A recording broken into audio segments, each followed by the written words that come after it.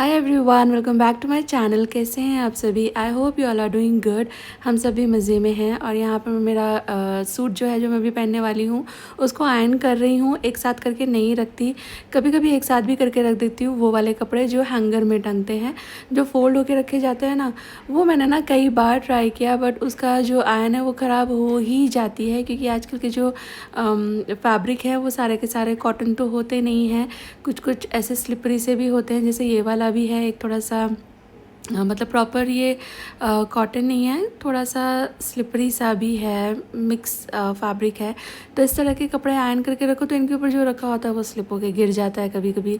तो इसलिए फिर आयरन मुझे दोबारा ही करनी पड़ती है। इसलिए अभी जो जब चाहिए अपने लिए एटलीस्ट मैं वही करती हूँ। बाकी बच्चों का तो रात में हो जाता है, और हस्बैंड के तो ज़्यादातर कपड़े हैंगर में ही टंगे होते हैं, तो उनका तो हेडेक होता ही नहीं है। उनकी जो टी शर्ट्स वगैरह हैं सिर्फ वो फोल्ड होती हैं। ऑफिस के जितने भी फॉर्मल्स हैं वो हैंगर में ही रखे जाते हैं। तो यहाँ पर मुझे हस्बैंड बता रहे थे, उनकी बात हुई थी हमारे इंटीरियर वालों से। तो वो गए थे पापा के साथ, और एक्चुअली ये था कि एसी वहाँ पर हम लोग को लगवाने थे।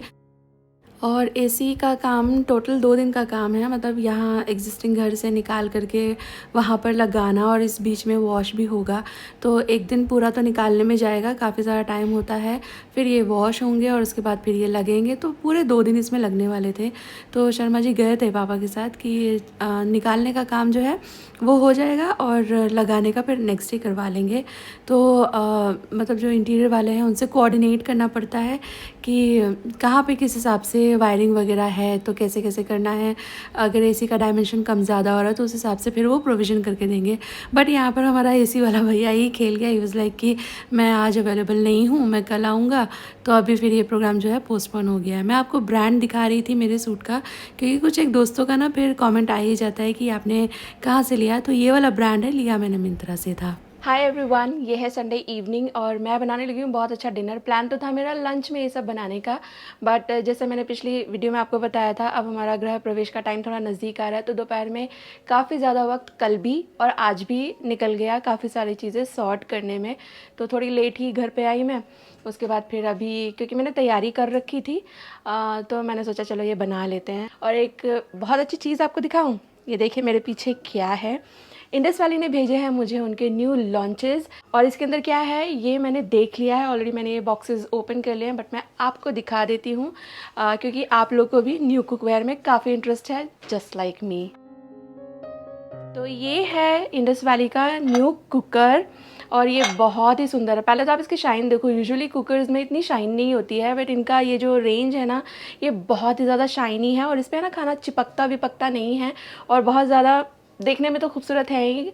सफाई में यूजुअली कुकर्स जो होते हैं वो दूसरे बर्तनों के कंपैरिजन में थोड़े डिफ़िकल्ट रहते हैं, बिकॉज वो थोड़े शाइनी भी कम होते हैं और उनका स्ट्रक्चर ऐसा होता है। But these are very easy to clean also. यह है quick cooker tri steel stainless steel pressure cooker, और ये ना 2 वेरिएशन में आता है। एक तो ये जो मेरे पास है, ये है 3 लीटर कैपेसिटी, और एक इससे बड़ा होता है विच इज़ 5 लीटर कैपेसिटी। ये प्रीमियम क्वालिटी का आप देख ही सकते हो, और ये 3 लेयर हैवी बॉटम के साथ आता है। It is 100% safe, ISI certified, 3 years warranty के साथ ही आपको मिलेगा। और ये है ना इंडक्शन और गैस दोनों पे चल जाएगा। और नेक्स्ट ये जो बॉक्स है इसके अंदर है समथिंग वेरी डिफरेंट, और मैं आपको दिखा देती हूँ पहले खोल करके। इसका हैंडल अभी मुझे जोड़ना होगा, बट ये है टर्किश कॉफ़ी वार्मर। नाम कॉफ़ी वार्मर है, पर आप इसके अंदर चाय कॉफ़ी बना भी सकते हो। एंड लुक एट दिस, कितना प्रिटी है ना। स्टेनलेस स्टील के नए बर्तन और उनकी शाइन गजब ही होती है। और हाँ, इसके साथ ये स्टैंड भी आता है।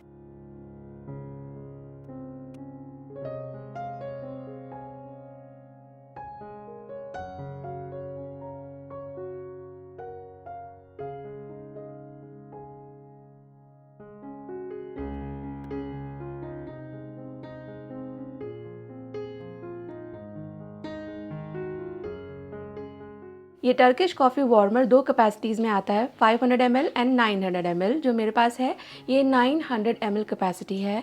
ये स्टे कूल हैंडल के साथ आता है। ये इंडक्शन फ्रेंडली भी है, साथ ही साथ 100% फूड सेफ भी है। It's good for daily use, it कुक्स evenly and fast. और आप इसमें कॉफ़ी वार्म करने के साथ साथ कॉफ़ी बना सकते हैं, मिल्क बॉईल कर सकते हैं, मसाला चाय बना सकते हैं, green tea, lemon ginger tea, hot chocolate, baby food, soup, oats, बहुत सारी चीज़ें जो कम क्वांटिटी में बनते हैं वो आप इसमें ईजिली बना सकते हो। तो अगर आप इंडस वैली के इन कुकवेयर में या उनकी वेबसाइट पर अवेलेबल किसी भी कुकवेयर में या मेरी किचन में आप जो भी कुकवेयर मुझे यूज़ करते हुए देखते हो वो सभी इंडस वैली के ही हैं, तो उनमें से कोई भी कुकवेयर आपको पसंद है, आप किसी में भी इंटरेस्टेड हैं, तो अगेन ये एक बहुत अच्छा मौका है नए कुकवेयर बाय करने का, बिकॉज इंडस वैली की वेबसाइट पे चल रहा है उनका इंडिपेंडेंस डे सेल ऑफ़र, जिसमें कि आपको 50% तक का डिस्काउंट मिलेगा। और क्योंकि आप मेरे सब्सक्राइबर हो, मेरे व्यूअर हो, तो इसके लिए आपके लिए होता है एक special discount which is Neelam Sharma. मैं स्क्रीन पर भी मेंशन कर दूंगी, डिस्क्रिप्शन बॉक्स में भी आपकी कन्वीनियंस के लिए रख दूंगी।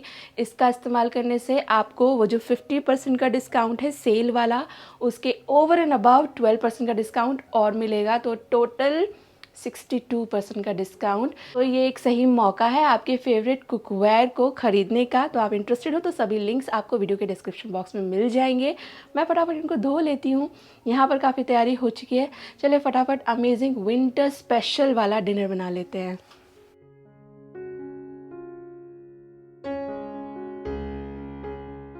सैटरडे इवनिंग को हम लोग मार्केट गए थे, तो फ्रूट्स वेजिटेबल्स जो भी रहते हैं अगले पूरे हफ्ते के वो मैं लेकर आई थी। तो मैं गाजर भी लेकर आई हूँ, और हम लोगों ने है ना मतलब हलवा मेरे हस्बैंड को पसंद है, मुझे भी बहुत ज़्यादा पसंद है गाजर का, लेकिन मेरे बच्चों को बिल्कुल भी पसंद नहीं है। उन्हें पता नहीं, बस सूजी का, बेसन का ये हलवे अच्छे लगते हैं, ना उन्हें मूंग की दाल का हलवा अच्छा लगता, ना उन्हें ये गाजर का हलवा अच्छा लगता, और लौकी या कुछ भी अलग सा बना दूँ तो वो तो बिल्कुल ही नहीं खाते। तो मुझे ये था कि यार थोड़े दिनों में देखो सर्दी हमारे यहाँ ख़त्म हो जाएगी, उत्तरायण हो चुकी है, तो फिर एक बार और गाजर का हलवा बना लेते हैं, फिर तो बाय बाय करना पड़ेगा, फिर पूरे 1 साल बाद गाजर का हलवा बनेगा। तो बस उसी की तैयारी मैंने कर दी है। साथ ही मैंने थोड़ी सी इमली भिगो के रखी है, एग बॉईल कर रही हूँ, 2-3 रेसिपीज़ बनेंगी, तो बराबर सबकी तैयारी करते हुए चल रही हूँ। बथुआ भी मैंने साफ़ करके रखा था, मेथी और बथुआ मैं लेकर आई थी, तो उन दोनों को साफ़ करके रखा था। अच्छा, सर्दियों की वेजिटेबल में एक ये बहुत सीन होता है कि हेल्दी के चक्कर में हम बहुत सारी सब्जियां ले आते हैं, मतलब किलो किलो आती है लगभग हर सब्ज़ी, और फिर उसको साफ़ करके रखना पड़ता है। स्पेशली ये पत्ते वाली सब्ज़ी, मटर छीलना, हमारे यहाँ तुअर भी मिलती है, मतलब जो अरहर की दाल होती है वो फली के फॉर्म में भी मिलती है, तो उसको भी अगर आपको यूज़ करना है तो खोल करके रखो। तो काफ़ी ज़्यादा घंटे इस मील प्रेप में ही लग जाते हैं कि आप सब्जियों को सवार करके रखें, सो दैट वो रेडिली यूज़ हो सकें। अदरवाइज़ आप उनको फ्रिज में से निकाल के डायरेक्टली तो यूज़ कर ही नहीं सकते, टाइम तो देना ही पड़ेगा उन्हें सवार करके रखने का।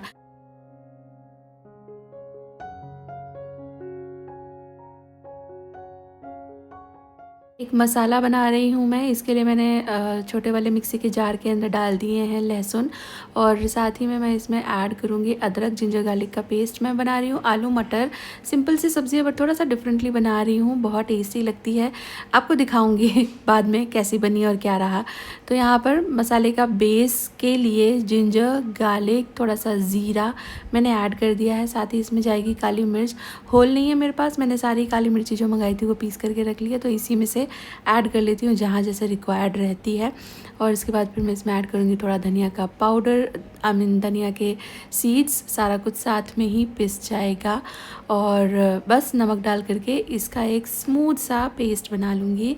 कुकर मैंने धो लिया था, सरसों का तेल स्मोक कर लिया है, इसके अंदर हींग, ज़ीरा, बे लीफ और एक सूखी लाल मिर्च मैंने ऐड कर दी है। ये सबको अच्छे से भूनने के बाद प्याज ऐड करेंगे। प्याज में कंजूसी मत करना आप, इस सब्ज़ी में प्याज ज़्यादा डलती है और उसका टेस्ट भी अच्छा लगता है।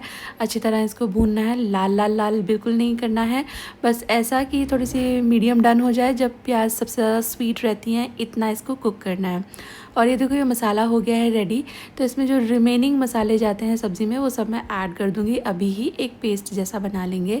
मैंने ऐड किया है इसके अंदर गरम मसाला, हल्दी का पाउडर, लाल मिर्ची का पाउडर, धनिया तो हम पहले ही पीस चुके हैं, और थोड़ा सा पानी मिला करके इसे रख देंगे। तो इससे ना 2 फ़ायदे हो जाएंगे। एक तो ये कि सारा मसाला एक ही साथ इकट्ठा हो गया, अब आपको अलग से ऐड करने की ज़रूरत नहीं है। दूसरा, मसाला पानी में डाल के रखने से थोड़ा सा फूल जाता है, तो बहुत अच्छी सी ग्रेवी बनती है।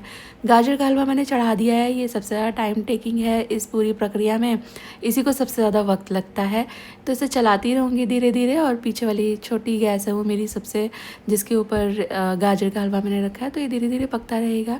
यहाँ पे प्याज भुन जाने के बाद मैंने मसाला मिलाया था, मसाले में पानी था तो पानी सूख जाए इतनी देर इसको पकाएंगे। मीनवाइल जो बाकी दूसरे काम हैं जैसे कि इमली का पल्प निकाल लेना वो सब मैंने किया है। और चॉपिंग तो मेरी बराबर चलती रहती है, मैं कभी ऐसा नहीं करती कि पहले बैठ कर के सारी चॉपिंग करी है उसके बाद फिर सारी कुकिंग होगी और उसके बाद फिर सारी क्लीनिंग होगी। नहीं, कुकिंग भी होती रहेगी और जो जो चाहिए बीच में चॉप भी होता रहेगा और क्लीन तो होता ही रहेगा, क्योंकि आप देख सकते हो मेरे पास प्लेटफॉर्म पे कम ही जगह होती है कुकिंग करने के लिए।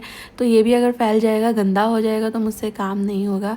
हाँ, थोड़े बर्तन आपको यहाँ दिख सकते हैं क्योंकि ये सब मुझे अभी आगे भी रिक्वायर्ड रहेंगे। मैं बर्तन उठा के सिंक में तभी डालती हूँ जब मुझे उसकी आगे ज़रूरत ना हो, वरना एक बार यूज़ करो और फिर वापस सिंक में डाल दो तो फिर इतने बर्तन इकट्ठे हो जाते थे कि डिश वॉशर के बाद भी मुझे लगभग उतने ही बर्तन जितने डिश वॉशर में गए हैं हाथ से धोने पड़ते थे। बट अभी मैं बर्तन को एकदम से नहीं डिस्कार्ड करती कि हाँ अब ये धुलेगा ही, थोड़ा और उसका यूज़ हो सकता है तो मैं कर लेती हूँ। और बीच बीच में मैं बर्तन धो धो के भी रखती रहती हूँ। जैसे अभी आलू मटर जिस छन्नी में था ना उसको मैं इमीडिएटली वॉश करके रखूँगी, क्योंकि उसमें कुछ ऑयल या ऐसा वैसा तो गया नहीं है कि उसको ज़्यादा साफ़ करना पड़े। मैंने आलू मटर डाल दिए थे, टमाटर डाल दिया था, आपने देखा ही मैंने जो कुछ किया है।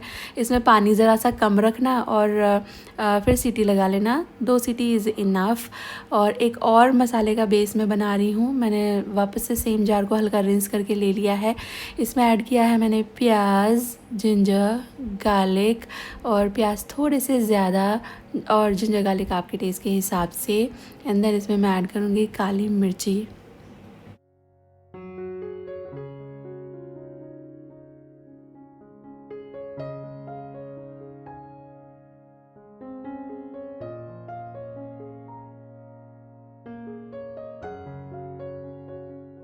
एक टमाटर भी काट कर यहीं ऐड कर रही हूँ, कुछ भी अलग से नहीं ऐड करना पड़ेगा, फिर सब चीज़ें एक ही साथ में तैयार कर लूँगी। और साथ ही अब इसमें जो रिमेनिंग पाउडर मसाले हैं वो भी मैं यहीं ऐड कर रही हूँ। तो मैंने डाला है हल्दी का पाउडर और कलर वाली मिर्ची डाली है, क्योंकि मैं ब्लैक पेपर डाल चुकी हूँ काफ़ी सारी। इसमें ब्लैक पेपर का टेस्ट अच्छा आता है। मैं actually south Indian style roast बना रही हूँ, एग रोस्ट, तो इसमें ब्लैक पेपर का टेस्ट अच्छा लगता है ज़्यादा बढ़ा करके, इसीलिए मैंने ऐड किया है। फिर मैंने थोड़ा धनिया, थोड़ा जीरा, थोड़ा सा सौंफ भी और थोड़ा सा नमक एंड सबको बिना पानी के पीस लिया है। इस बीच में मैं थक गई थी तो मेरा मन हो रहा था कि अभी थोड़ा रिलैक्स किया जाए, तो इसलिए मैं कॉफ़ी बनाने रख रही हूँ। और कॉफ़ी में मैं इस्तेमाल कर रही हूँ ये वाली कॉफ़ी। हम लोग अभी थाईलैंड गए थे तो चियांग माई से ये वाला कॉफ़ी हम लोगों ने ख़रीदा था। ये अराबिका है, मतलब डार्क रोस्ट नहीं है ये, थोड़ी मिड रेंज की होती है बिटरनेस में, पर इसका अरोमा बहुत अच्छा होता है। और मेरी बड़ी वाली बेटी बहुत ज़्यादा शौकीन है कॉफ़ी की, तो उसके लिए मेरे हस्बैंड ने स्पेशली ये ख़रीदी थी कि हाँ शानू को अच्छी लगेगी। तो उसी ने ये पाउडर भी बना करके रखा हुआ है। इसके अंदर बीन्स हैं, बीन्स को मतलब पहले से रोस्टेड बीन्स हैं, उसको पाउडर करके रखना पड़ता है। तो ये पाउडर हल्का सा कोर्स रह गया है, इसलिए कॉफ़ी को मैं छान रही हूँ, अदरवाइज़ कॉफ़ी को ऐसा छानने की ज़रूरत नहीं होती। तो अभी husband and I will sit and have our coffee. Shanu अपनी कॉफ़ी थोड़ी सी स्ट्रॉन्ग बनाती है, अपने हिसाब से ही बनाती है, तो उसकी कॉफ़ी मैं नहीं बनाती। हाँ, चाय मैं बनाती हूँ तो वो लोग फिर दोनों एंजॉय कर लेते हैं। यहाँ पर मैंने कढ़ाई रखी है, ऐड किया है इसके अंदर थोड़ा ऑयल और करी पत्ता। मेरा करी पत्ता का जो पेड़ है वो बिल्कुल सूख चुका है, तो अभी फ्रेश करी पत्ता नहीं मिलते। मुझे बहुत दोस्तों ने बोला था कि घर में करी पत्ता लगाते भी नहीं हैं, तो इसलिए फिर मैंने दूसरा लाया भी नहीं। पर मेरे पास करी पत्ता के सूखे वाले पत्ते हैं, वो मैंने ऐड कर दिए। और जो मसाला मैंने पीसा था वो भी ऐड कर दिया। मसाला भुनता रहेगा तब तक। जो एग्स हैं ये हार्ड बॉयल एग है, आप आपकी प्रेफरेंस के हिसाब से बॉईल कर लेना। इसको स्लिट लगा लेंगे जिससे कि ये जो मसाला है ये थोड़ा इसके अंदर जाए और योक जो है वो बिल्कुल ही फीका फीका सा ना रहे, वहाँ तक भी थोड़ा सा नमक मसाला चला जाए तो खाने में अच्छा लगता है। और केरला स्टाइल के रोस्ट जितने भी मैं बनाती हूँ, मशरूम का रोस्ट या एग का रोस्ट, मेरी फैमिली बहुत पसंद करती है। मुझे भी बहुत बहुत ज़्यादा पसंद है। एग तो मैं नहीं खाती हूँ, बट इसका जो ये मसाला है ये लगभग सेम ही रहता है हर जगह, तो मैं इसमें मशरूम कर लेती हूँ। मशरूम मुझे बहुत ज़्यादा पसंद है एंड वो मशरूम रोस्ट भी बहुत ज़्यादा स्वाद बनता है। एक और मैं पेस्ट बना रही हूँ, तो मैंने सेम मिक्सी को वॉश करके ले लिया है। इसके अंदर डाली है हरी मिर्ची, साथ में लहसुन और साथ में बथुआ, थोड़ा सा पानी, इस सबको पीस लेंगे। बथुआ अच्छे से बॉईल किया हुआ है और हरी मिर्ची मैंने तीखी वाली ली थी, क्योंकि इसमें और कुछ भी मिर्ची का पाउडर ये वो नहीं ऐड होना है। तो थोड़ा मतलब आपके टेस्ट के हिसाब से कितना तीखा आपको अच्छा लगेगा। इसका रायता बनेगा, तो उस हिसाब से आप मिर्ची डाल लेना। तो मैंने आधा जो पेस्ट है उसको मैं प्रिजर्व करके रख दूँगी, अगली बार काम आ जाएगा। इसको फ्रीज़र में स्टोर करूँगी।